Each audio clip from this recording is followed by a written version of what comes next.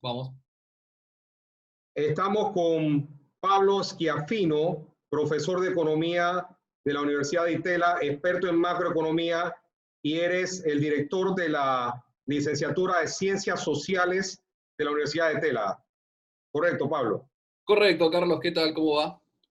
Muy bien, contento de tenerte acá y dándote las gracias de esta entrevista. Te queríamos preguntar, la última pandemia fue parcialmente responsable de la Gran Depresión. Keynes nos dio la salida a esa Gran Depresión. ¿Esa receta servirá para esta depresión? Bueno, en principio, digamos, ya podemos ver a través de lo que son las políticas de la Reserva Federal de los Estados Unidos, que inmediatamente, apenas existieron, digamos, ciertas reacciones del mercado ante lo que era este parate deseado de la demanda y de la oferta, digamos, tanto en Estados Unidos y después en lo que fue, digamos, el resto de los países, ahí ya vimos como una política muy activa desde el lado monetario. Con lo cual ahí, digamos, haciendo un poco de pensamiento económico, sí, tenemos lecturas keynesianas, lecturas monetaristas, o sea, que me parece, digamos, de ambos lados. Y ahora por ahí lo que vamos a empezar a ver en los próximos meses, no solamente, digamos, en Estados Unidos, sino también en lo que es, digamos, la zona euro, son políticas fiscales muy, muy agresivas. Que todavía en Estados Unidos no lo estamos viendo del todo, no, o todavía esto está como medio en el veremos, pero digamos en lo que es la zona euro, en particular Merkel ya anunció un plan fiscal muy, muy grande. Lo que nosotros estamos viendo es una típica reacción, digamos, con todas las lecciones, ¿no?, que ha habido tanto en los 30 como en el 2008, y vemos que en el 2008 ya ahí también, digamos, hemos observado ciertas políticas de corte keynesiano. Lo que nosotros estamos viendo es que el mundo que estamos teniendo ahora y el mundo que seguramente vamos a tener en los próximos años son recetas de la teoría general, digo, esto es, vayan o vayamos todos a leer de vuelta la teoría general, porque ahí está justamente gran parte de lo que posiblemente sea el accionar en los próximos meses. Desde el lado de la política monetaria no hay dudas. Desde el lado de la política fiscal, yo creo que va a ser un proceso mucho más gradual, que va a llevar tiempo, pero que tarde o temprano seguramente lo vamos a ir viendo en función de cómo vaya funcionando o no funcionando lo que es la política monetaria. Así que yo diría que sí, que digamos, están aplicando recetas y creo que son, digamos, una cosa es que lo haga Estados Unidos, otra cosa es que lo haga Panamá o lo haga Argentina. Si lo hace Estados Unidos, seguramente, digamos, las recetas van a funcionar y posiblemente, digamos, el efecto sea positivo tanto en los niveles de precios como en los niveles de producto, de empleo, o sea, lo que realmente en economía llamamos las cantidades. Pablo, la crítica a Keynes en nuestros países es que la corrupción es demasiado grande. Ujú. ¿Funciona el keynesianismo con nuestro nivel de corrupción? Bueno, yo lo que en general digo es que, digo, sí, Latinoamérica tiene uno de los índices de corrupción más alto, digamos, a nivel mundial. Ahora, yo si tengo que arriesgar y tengo que pensar, por lo general soy de los que creen que las políticas keynesianas aplicadas, por lo menos a Argentina, que es, digamos, el país que yo más conozco, seguramente no funcionen. No funcionen como posiblemente vayan a funcionar en los países desarrollados. Eso yo se lo atribuyo a un conjunto de cosas mucho más amplio. Puede tener que ver con factores institucionales, que desde ese lado implicaría también hablar un poco sobre los niveles de corrupción. Pero digo, en líneas generales me parece que la corrupción es una de las tantas fallas entre las miles que tienen los países latinoamericanos y posiblemente las políticas keynesianas, digamos, en la región no funcionen, no solamente por la corrupción, sino creo que no van a funcionar, digamos, por un conjunto de cosas que tiene que ver con las instituciones, ¿sí? Y esas instituciones van a tener que ver, seguramente, entre otras cosas, con los niveles de corrupción. Obviamente, ¿sí? Obviamente, hacer keynesianismo en un país sumamente corrupto, o en países corruptos, digo, ya estamos seguros a quién beneficia, digo, cuando uno empieza a hablar, digamos, de lo que es la obra pública, y digamos, y el Estado metiendo la cola y tomando decisiones y haciendo asignaciones y transferencias, si eso se aplica en un país sumamente corrupto, lo que seguramente vamos a ver es que eso va a terminar beneficiando a los que estén asociados con estos niveles de corrupción. Pablo, en nuestros países se tiene una propensión grande a bajar sueldos cada Sí. vez que tenemos una crisis. Uh-huh. La teoría general habla totalmente lo contrario. Lo que tenemos que tener es sueldos para que exista consumo. ¿Por Sí. qué bajar sueldos no nos lleva al crecimiento económico? Bueno, la respuesta que yo puedo dar, primero siendo un poco, no me quiero meter en un tono muy académico, pero digo, lo que Keynes pensaba en la teoría general era, él estaba pensando en una economía que tenía un mercado doméstico muy desarrollado, que tenía un sistema de crédito atrás y que en general son en las economías desarrolladas, la dinámica del consumo, ¿sí? Del consumo interno, es en general una de las fuentes de crecimiento. En ese sentido, por distintos motivos, hay algunos supuestos atrás, Keynes desconfiaba en la idea de bajar los salarios como forma de reactivar, ¿sí?, la economía. Ahora bien, hay otro capítulo de la teoría general donde Keynes habla de este punto y sobre todo se refiere a las economías que tienen o que dependen mucho de lo que son las exportaciones. Ya sea, en el caso cuando lo pensaba Keynes, era la exportación de bienes, o en el caso, digamos, digamos, del mundo moderno, pueden ser la exportación de bienes y de servicios, ¿sí? Como puede ser, me parece, Panamá, que tiene, digamos, cierta exportación de servicios financieros. Ahora bien, en ese caso, dice Keynes, cuando vos tenés una economía que es dependiente de los mercados externos, una baja en los salarios sí puede ser reactivante. Obviamente, lo que te dice Keynes es, estamos pensando en economías que el sector externo es sumamente importante, entonces cuando vos bajás los salarios en dichas economías, lo que tenés es que tu sector exportador se vuelve mucho más competitivo. Entonces, si yo, por ejemplo, pienso en una baja de salarios para una economía como la Argentina, eso seguramente va a beneficiar al sector exportador en Argentina y va a terminar afectando, perjudicando a todos los sectores que dependan de lo que es el consumo doméstico o el consumo interno. Entonces, por lo general, la recomendación de Keynes en este caso es, hay que pensar qué tipo de economía es esta, porque a veces pienso en la economía chilena, por ejemplo, aquellas economías que son muy abiertas y que tienen un sector exportador que tiene un peso muy importante dentro de la economía, en ese caso, inclusive dicho por el propio Keynes, una baja de salarios puede ser beneficioso como forma de expansión o forma de reactivación, porque básicamente te estás volviendo más competitivo. En otras palabras, ustedes no lo tienen porque Panamá, digamos, no tiene como, digamos, su moneda propia, pero nosotros en Argentina lo tenemos. Cuando Argentina realiza una devaluación de su moneda, en definitiva lo que está haciendo es estar intentando darle un impulso, ¿sí?, a lo que es el sector externo, ¿sí? Es decir, bueno, con una devaluación yo te bajo los salarios en dólares y eso a vos, al productor en principio, le debería dar cierto tipo de competitividad. Ahora, ¿qué es lo que pasa? Para responder bien la pregunta, tenemos que pensar bien qué tipo de economía estamos hablando. La economía, por ejemplo, la Argentina es una economía que tiene un sector externo bastante importante, pero al mismo tiempo lo que es la dinámica interna genera bastante empleo. Cuando en general, digamos, el consumo en Argentina cae, eso tiende a ser recesivo porque, digamos, el mercado interno tiene un peso bastante relativo. Entonces, es difícil pensar que una baja en los salarios en Argentina podría llegar a funcionar, ¿sí? En el caso de Panamá, no estoy, digamos, 100% familiarizado con la economía panameña, pero lo que ustedes pueden pensar, digamos, a modo de ejercicio es cuánto, digamos, de su PBI es explicado por la exportación, ya sea una exportación de bienes o una exportación de servicios. En ese caso, dado que ustedes no pueden devaluar, puede ser que si el sector externo es un sector externo importante, bueno, entonces en ese caso, un recorte de salario, si bien tiende a generar cierto rechazo en la sociedad, tiene un costo político, puede ser una alternativa para por lo menos fogonear el crecimiento de corto plazo. Entonces, la respuesta a esa pregunta es depende de quién estemos hablando. Pablo, países como Panamá tienen gran libertad para que salgan capitales al extranjero. No tenemos ningún tipo de limitación para que los capitales salgan. Lo que en la teoría general Keynes hablaba del multiplicador, el multiplicador keynesiano, con una economía como la nuestra, rápidamente terminará multiplicándose esa plata en otro lugar distinto a Panamá, o tú ves chance de que una economía donde los capitales salgan libremente tengan también parte del multiplicador keynesiano en su propia economía.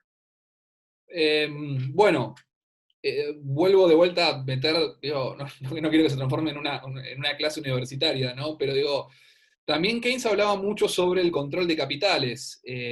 Digamos, eh, él nunca estuvo convencido con la idea esta de que haya libre movilidad de capitales, porque básicamente era como que un país perdía el control, al menos en la teoría general, sobre lo que era la tasa de interés. Entonces eso mucho a él no le gustaba, o sea, esta idea de ceder la tasa de interés no lo convencía. Hecho esa mínima nota al pie o ese mínimo comentario, yendo, digamos, a casos más aplicados, yo creo que no solamente Panamá, sino, digamos, toda la región, todo lo que es, digamos, desde México hacia abajo, van a tener serios inconvenientes en los próximos meses si se confirma esta tendencia que ocurre en las crisis que en la literatura económica se llama el flying to quality, que tiene que ver con la idea de que los capitales se van de los países emergentes por un tema básicamente de riesgo, por incertidumbre, por miedos, por lo que sea, y eso tiende a generar un efecto muy contractivo en las economías, sobre todo en las economías que son muy dependientes de los capitales externos. Me imagino que es como justamente el caso de que le ocurre a Panamá. Entonces, eso puede llegar a ser una muy mala noticia, que no creo que Panamá lo pueda resolver por sí solo, porque esto es un tema de incertidumbre a nivel global. No tiene que ver con si Panamá está haciendo las cosas bien o está haciendo las cosas mal.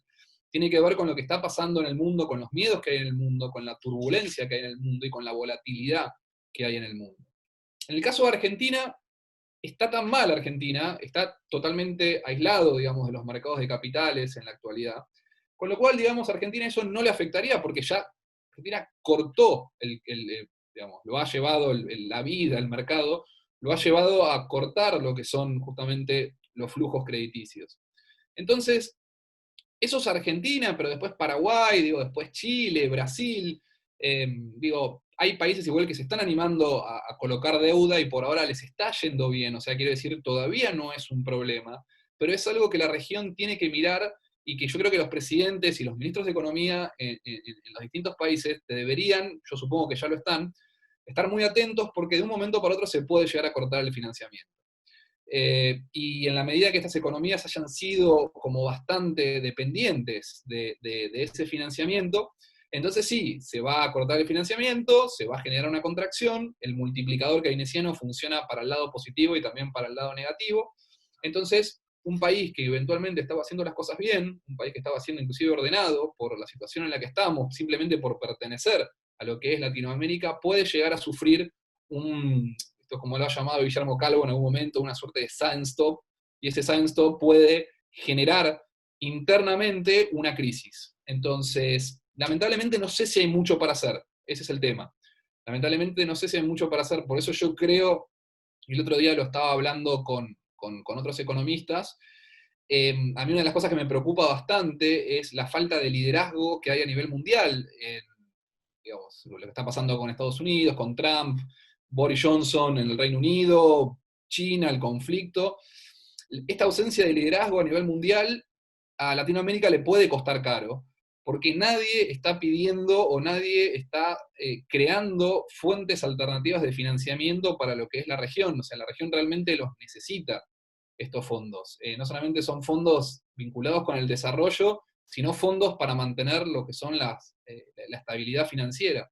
Entonces, realmente a mí eso me preocupa porque nadie está hablando de eso. El Fondo Monetario lo único que se expresa es, por lo menos en relación a lo que es Argentina, está pidiendo constantemente a los acreedores que acepten lo que es la propuesta de reestructuración de deuda argentina, básicamente porque sabe que cada dólar que ganen los acreedores es un dólar que pierde el fondo. Entonces, a mí lo que yo estoy pensando es, digo, eventualmente qué va a pasar cuando Argentina arregle, digamos, supongamos que arregla y reestructura su deuda, ¿qué va a pasar el día después? Y no es solamente Argentina, digo, Brasil lo mismo, Colombia lo mismo, Perú lo mismo, Paraguay lo mismo, Chile lo mismo, ahí si querés empezamos a subir geográficamente. Entonces, digo, realmente la región creo que sola no va a poder con esto. Y eso es algo que me parece que no lo veo ni al Banco Mundial, ni al Banco Interamericano de Desarrollo, ni al FMI, no veo a nadie hablando sobre eso, y eso me parece que si les importa Latinoamérica, digamos, al resto del mundo, Latinoamérica no puede, no va a poder sola. Eso es estoy casi seguro de eso. Pablo, en nuestro país nunca hemos tenido moneda propia y por Ujú. eso en esta crisis, incluso funcionarios públicos graduados de universidades muy prestigiosas y con bastante experiencia, te dicen, bueno, no podemos hacer nada en la crisis porque no tenemos moneda propia. ¿Cómo tú le explicarías a un panameño que la emisión monetaria no es gratuita? En Panamá, te lo digo, en Panamá prácticamente nosotros pensamos que países que tienen moneda propia se sientan en una computadora, presionan enter, sale plata, soluciona la crisis. ¿Cómo tú le explicarías a un panameño el costo de la impresión monetaria? Bueno, hay que definir el costo de la impresión monetaria, digo. Argentina tuvo en los 90 digamos, algo similar a lo que vos me estás mencionando. El problema es que, digamos, ¿cuál es? A ver, ¿cómo lo podemos explicar fácil, digamos? Cuando vos tenés devaluaciones a lo largo del mundo y de tus países, amigos y vecinos, entonces vos quedás como, vamos a ponerlo así, es lo que se llama el tipo de cambio real, como tu tipo de cambio real en la economía queda como descalzado comparado con tus socios comerciales o respecto al mundo. En general ahí lo que se recomienda es que si vos tenés política monetaria, generes una devaluación y te permitas acoplar a una nueva realidad de las cosas. Si vos no tenés política monetaria y necesitas una devaluación, esa devaluación la única forma que se puede conseguir es relacionado a lo que decíamos antes, es a través de una baja de los salarios. Pero eso es muy difícil muchas veces de conseguir porque los salarios también, en parte de la tradición keynesiana, algo que se sostiene de un tipo de keynesianismo es que los salarios son rígidos a la baja. O sea, la gente resiste que los salarios bajen. Es muy difícil bajar salarios en una sociedad.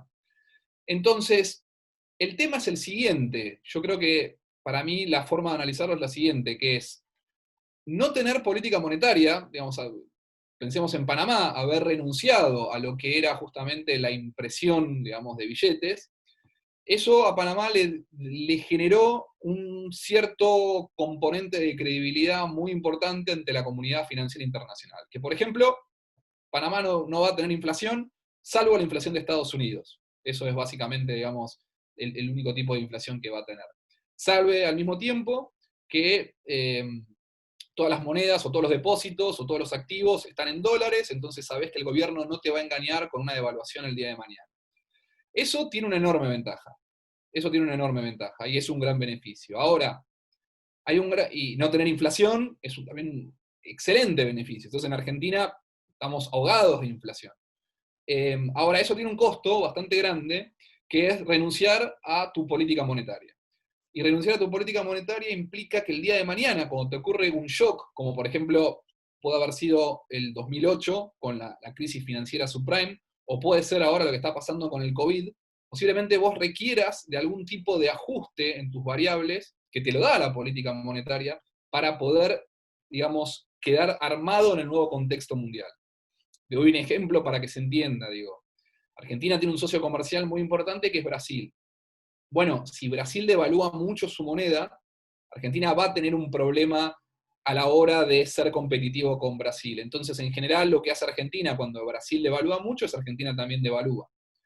Eso trae problemas, trae inflación, trae otro tipo de cosas, pero al mismo tiempo, por lo menos, te evitas un problema serio que es el problema de la competitividad. Eh, Argentina, a fines de los 90, digamos, estaba en lo que se llamaba la convertibilidad, que era por ley un dólar era igual a un oro, y Argentina tenía serios problemas de competitividad, entre otras cosas. Y había gente que decía, Argentina tiene que devaluar, Argentina tiene que devaluar, Argentina tiene que devaluar para acomodarse a esa nueva realidad. Bueno, el problema es que Argentina no podía devaluar y finalmente terminó como explotando el sistema y la devaluación vino sola. Entonces, yo creo que digo, en Panamá no están acostumbrados a esto. Yo creo que en Panamá tienen una enorme ventaja de que esto les ha dado muchísima credibilidad, que esto les ha permitido tener costos de financiamiento muy bajos, les ha permitido acceder a los mercados de capitales. Después, cómo usaron eso es un tema de ustedes, digo, pero digamos, de la parte de vista financiera seguramente eso fue así, pero al mismo tiempo hay que tener mucho cuidado porque todos esos beneficios vienen con una factura, digamos, con un ticket atrás. O sea, ¿qué quiere decir con una factura, un ticket? Quiere decir, eso tiene un costo. Entonces, el día de mañana, ¿qué va a pasar si tienen ustedes un problema en su balanza comercial? ¿Qué va a pasar qué les va a pasar si tienen un problema en la cuenta corriente? Nosotros vamos en economía en la cuenta corriente. Entonces, si llegan a tener un déficit en cuenta corriente muy grande, no tienen política monetaria para responder ante eso.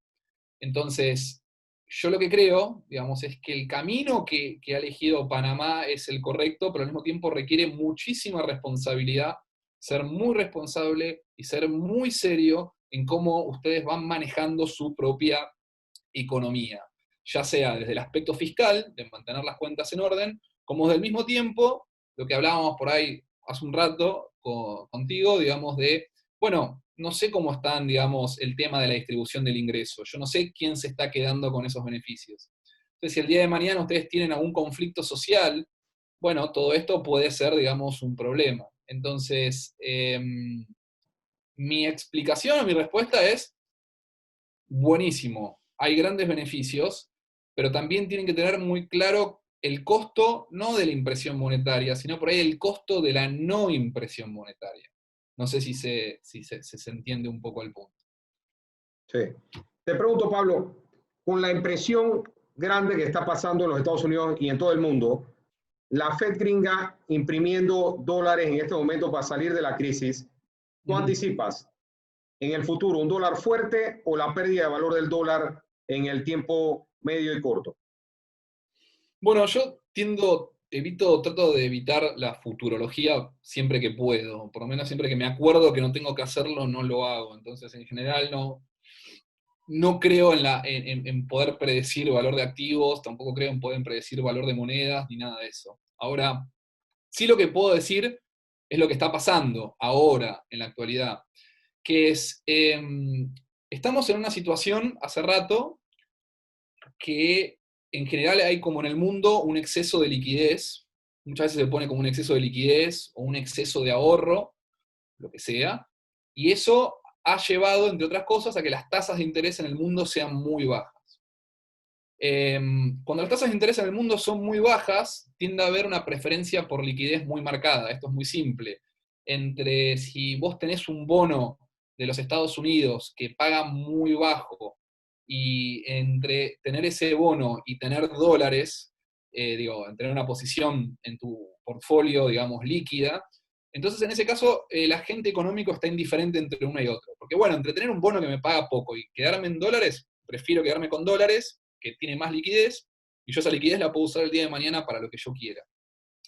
En ese contexto, que usualmente recibe el nombre de alguna manera u otra de liquidity trap o trampa de la liquidez, digamos, en lo que es la jerga keynesiana, eso es muy curioso porque esa situación, con las tasas de interés cerca de cero, te da un margen de impresión enorme. ¿Qué quiere decir que te dé un margen de impresión enorme? Quiere decir que mientras la moneda tenga respaldo, o sea, quiere decir la moneda tenga credibilidad, como es el dólar norteamericano o el dólar gringo, como vos me estabas preguntando ahí, mientras eso tenga un respaldo, quiere decir que la gente crea en eso y haya demanda por eso, la Reserva Federal tiene un margen de impresión de billetes, no me gusta decir infinito porque no es infinito, pero muy, muy grande. ¿Y eso qué consecuencias tiene? Eso tiene una consecuencia de que todo ese dinero que es inyectado en la economía es demandado.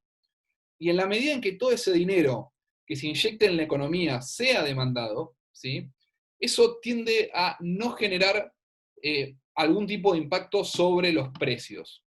Alguno me puede decir, como me han discutido, bueno, pero eso tiende a inflar el precio de las acciones o el precio de los activos inmobiliarios y es un tipo de inflación, lo podemos discutir. Ok, pero en general no tiende a generar un impacto muy grande sobre lo que son los precios de los bienes y de los servicios. ¿Qué quiero decir con esto? Quiero decir que en el 2008, como ahora, la Reserva Federal ha inyectado, o viene inyectando en los últimos 10 años, 12 años, trillones de dólares, ¿sí?, en el mundo con muy baja inflación. En parte, ¿por qué ha tenido muy baja inflación? Porque ha habido muchísima demanda por esos billetes. En la medida en que eso continúe, yo no veo un dólar débil. Digo, no hay motivos para pensar en un dólar débil. Ahora, si el día de mañana, y esto es lo que yo no puedo anticipar, y tampoco creo que pase porque no tengo motivos para pensarlo, digo, pero si el día de mañana nosotros nos enfrentamos a una situación donde, supongamos, hay una corrida contra el dólar, porque no sé, China se pelea con Trump o pasa algo y el stock que hay, digamos, las posiciones armadas en dólares hoy se empiezan a desarmar y eso se empieza a ir a otras monedas, como el euro, la moneda china o el Bitcoin o lo que sea. Bueno, ahí sí vamos a tener un impacto devaluatorio del dólar muy significativo y ahí sí se puede llegar a generar una tasa de inflación mucho más alta de la que tenemos ahora. Pero fíjate cómo mi respuesta está trabajando con supuestos que no necesariamente van a ocurrir. Yo lo que digo es, si ocurre esto, entonces podemos enfrentarnos a esto. En la medida que eso no ocurra, yo no creo que haya motivos para pensar eso. Entonces, la verdad es que no creo que, digamos, al contrario, el dólar cada vez está más fuerte, entonces no creo que eso vaya a ser el caso, en mi opinión. Pablo, tú eres un experto en keynesianismo, en la teoría general de Keynes. Si Keynes revive y ve la crisis actual, ¿en qué punto tú crees que él cambiaría la teoría general? Qué buena pregunta. Primero, no sé si soy experto en Keynes, sé que lo he leído mucho y lo enseño nada más, pero digo, es no sé si es un elogio o no, pero bueno, gracias. Yo creo que no, yo creo que él de la teoría general no cambiaría nada, me parece, no sé, no quiero hacer hablar a los muertos. Sí estoy muy seguro, y eso estoy muy seguro, que él trataría de controlar mucho más a lo que fueron sus discípulos, a lo que fue, digamos, sus herederos. Que él no los eligió, digamos, fue gente que se autoconsagró y se dijo que eran los herederos de Keynes, porque el pensamiento keynesiano posterior a Keynes no tiene nada que ver con el pensamiento propio de Keynes. Keynes era una persona que no creía en el Estado como forma de crecimiento, o sea, él no cree que el Estado tenga que liderar el crecimiento económico para nada, pero absolutamente para nada. Él solamente ve, y esa es, digamos, su genialidad en los años 30, él ve algo que nadie estaba viendo, que ve la crisis como una insuficiencia en la demanda. Hay como una suerte de demanda insuficiente que para ese nivel, digamos, de demanda insuficiente no teníamos pleno empleo, no tendríamos plena utilización de los recursos. Y él simplemente ve, en ese caso, en el gasto público, un mecanismo para destrabar esa situación, nada más.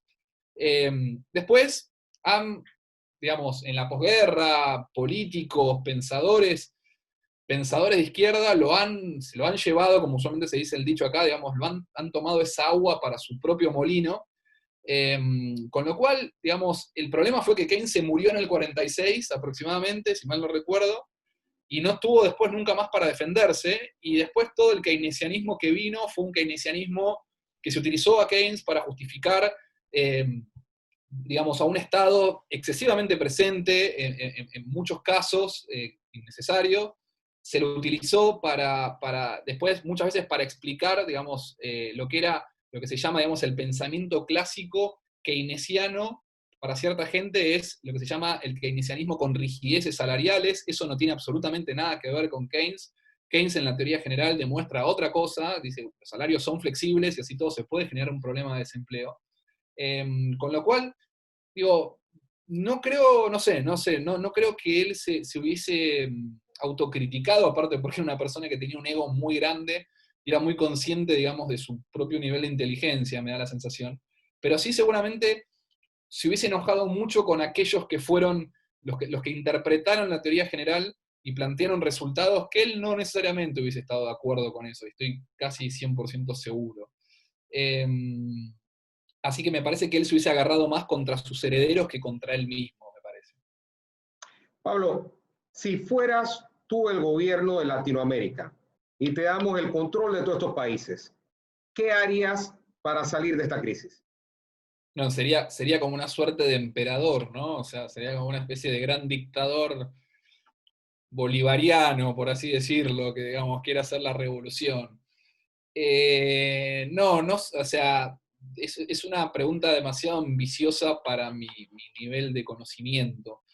Lo que yo creo que haría, en un tono un poco más naive, al menos yo, humildemente, una pregunta que yo siempre me hago es, digamos, cuando uno analiza la historia económica, hay un caso que se llama el milagro de los países asiáticos, donde economías asiáticas terminadas la Segunda Guerra Mundial, que eran economías muy atrasadas, con muchos problemas, algunas décadas después se transformaron en economías desarrolladas. Y una de las grandes preguntas que yo me hago es por qué Latinoamérica, digo, por qué eventualmente nunca podemos hablar de los tigres latinoamericanos, ¿no? Digamos, economías inicialmente pobres, desiguales, atrasadas, y que se transformen, digamos, en economías desarrolladas. Bueno, yo no sé cuál es el problema que hay en Latinoamérica, o digamos, o sea, cuál es el problema de raíz. Yo creo que cuando uno hace un poco de historia económica y va revisando las distintas etapas de las economías latinoamericanas, algunas mejor, otras un poco peor, digamos, etcétera, yo creo que Latinoamérica tiene un problema institucional enorme, enorme, enorme, enorme. Después, insisto, no es todo blanco-negro, digo, Chile ha demostrado mayor estabilidad, digamos, desde los 70 para acá. Perú es un ejemplo también, en los últimos 20 años, una economía mucho más estable, con reglas de juego claras. Uruguay, pero digo, en definitiva, a pesar de todo eso, a pesar de esas mejoras, son países que le cuesta muchísimo erradicar la pobreza, son países que le cuesta muchísimo eliminar de cuajo la desigualdad, y son economías y países que le cuesta muchísimo crecer de manera permanente, vamos a suponer al 2,5%, una tasa modesta durante 40 años, que es lo que se necesita para transformarse en un país desarrollado. Entonces yo no sé cuál es el problema que hay en Latinoamérica. Yo realmente no lo sé eso. Lo que sí sé es que Latinoamérica necesita dos cosas muy serias, que es una reforma institucional muy seria, muy, muy clara, con reglas de juego de hacia dónde vamos, cuál es el proyecto, cuál es el modelo. Necesita estrategias de coordinación y de cooperación entre los distintos jugadores dentro de cada uno de los países. Eso, digamos, como segundo elemento. Y tercero, que seguramente está relacionado con los otros dos, Latinoamérica necesita tener un salto en la productividad de lo que sea que produzca enorme. Y en esto no quiero perder de vista dónde está el mundo ahora. Yo creo que estos modelos que muchas veces se discuten en algún momento con Lula en Brasil, con Kirchner en Argentina, donde se vuelve como ese viejo discurso de la industrialización sustitutiva de importaciones, yo creo que eso ya es algo que lo ganó Asia, que no se puede competir contra eso, o sea, no pueden ni competir las economías desarrolladas, con lo cual me parece que lo que necesitan es los países latinoamericanos, o sea, lo que yo haría, digamos, humildemente, es que los países latinoamericanos se sienten a realmente pensar cómo van a ser los próximos 30 o 40 años y a qué se van a dedicar. No te puedes dedicar a todo. Te tenés que dedicar a una o dos cosas y hacerlo bien. Puede ser turismo, puede ser servicios de salud, pueden ser servicios de entretenimiento, no lo sé, digamos, es lo que hay que discutir. Pero claramente no se puede, o digamos, esto de queremos producir todo, queremos volver a este modelo de la no dependencia. Ya está, digamos, hay que pensar cómo te integras a un mundo que cada vez está más robotizado, que cada vez está con más tecnología, y pensar en serio. Yo veo a Argentina y la verdad es que, digamos, estas preguntas en Argentina casi no tienen sentido porque Argentina tiene que resolver problemas de acá a la semana que viene. O sea, Argentina tiene problemas como inflación alta, una estructura impositiva sumamente pesada para lo que es el sistema productivo, tiene una crisis institucional muy grande, nadie quiere invertir. Entonces, al mismo lo pienso para Argentina, digo, ¿cómo podemos pensar eso? ¿Cómo podemos pensar este tan largo plazo si primero no resolvemos, digamos, lo que son las cosas más inmediatas, más elementales? Y después, bueno, Panamá tendrá también sus propios problemas, digo, no tendrá los problemas argentinos, pero seguramente tendrá otros. Pablo, una última pregunta. La gente aquí en mi oficina sigue bastante a Milei y quería preguntarte, ¿ese peinado tuyo y el de Milei es algo que tienen los economistas argentinos o eso es algo por mera casualidad? Es un estilo de somos como el Guasón y Batman, ¿no? Entonces nos tenemos que diferenciar de alguna forma y nos diferenciamos a través de raros peinados. Hay un tema de Charly García, que lo deben conocer a Charly García, un Sí, músico sí, sí. argentino muy importante, que decía, siempre habrá raros peinados nuevos. Así que sí, lo que nos ha regalado el destino, peinados extraños, pero bueno, Muy bien, muy bien. es un muy buen amigo Javier, así que dentro de poco lo voy a ver, es un muy buen amigo, y no coincidimos en el pensamiento económico, pero coincidimos teniendo esta suerte de sistema complejo, ¿no? Es como una especie de sistema complejo que tenemos en la cabeza. Así es. Oye, muchas gracias, Pablo. Estamos muy contentos con el tiempo que nos has prestado y te deseamos éxito en la licenciatura que diriges ahí en Ditela y en el resto de esta pandemia. Te deseamos lo mejor y cuídate mucho. Muy bien, muchas gracias Carlos, gracias por la invitación, gracias por el tiempo. Así que bueno, si un día me quieren invitar a Panamá, no tengo ningún problema, siempre me gusta ir a la playa y tomar algún traguito. Así que un saludo para todos, cuídense y estamos en contacto hasta cualquier momento. Gracias, Pablo. Hasta luego.